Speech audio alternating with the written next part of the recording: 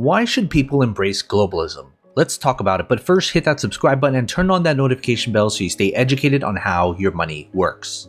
The difference between globalization and globalism might seem obscure and unimportant, but it matters.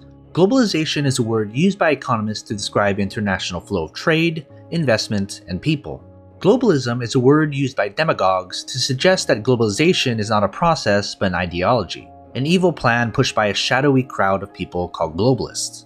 In a speech in 2018, Donald Trump declared, "We reject the ideology of globalism and embrace the doctrine of patriotism."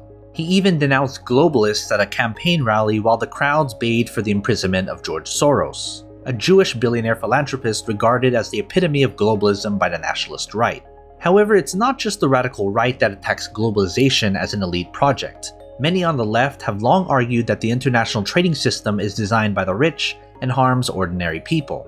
But this far-right, far-left ideological assault on globalization is simple-minded and dangerous. It ignores the benefits that trade has brought not just to elites, but to ordinary people all over the world, even you.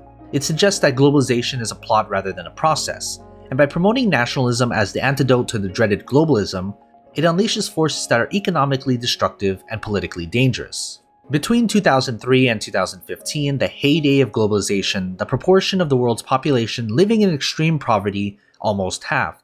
International trade has pulled billions of people into the global middle class and turned once poverty-stricken countries such as South Korea into wealthy nations. In contrast, North Korea has enjoyed all the benefits of total isolation and nationalist fervor. Trump and those who agree with him argue that this Asian prosperity has brought by at the expense of the middle class in the West. But middle-class lifestyles in the West now depend to a significant extent on the flow of cheap goods from the rest of the world. You may be watching this video on an iPhone, and if it were manufactured in the US, it would cost around $2,000 in the shops, or double its current price. Competition from cheap labor in Asia and Latin America has indeed contributed to the stagnation in real wages in the US. But rather than counteract this through public policy, the US has driven rising inequality through regressive taxation. Many nationalists have talked up the myth that globalists are encouraging and funding illegal migration. In doing so, they fanned the paranoid fantasies that led to many racist attacks in the US. For many anti-Semites, globalist has become a synonym for Jew. It's absurd to suggest that globalists have caused the violence in Syria or Honduras from which migrants are fleeing.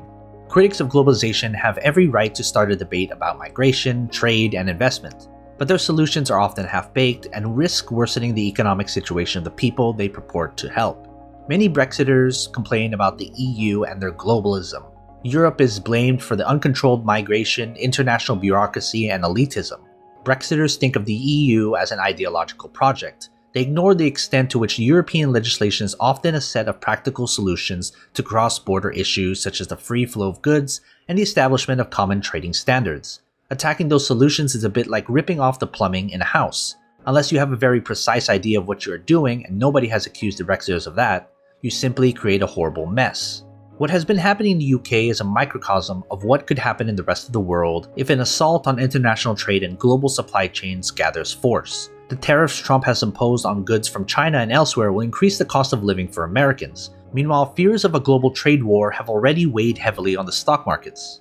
The biggest dangers, however, are not economical, but political. By repeatedly denouncing globalization, Trump has encouraged the idea that America faces an unpatriotic enemy within.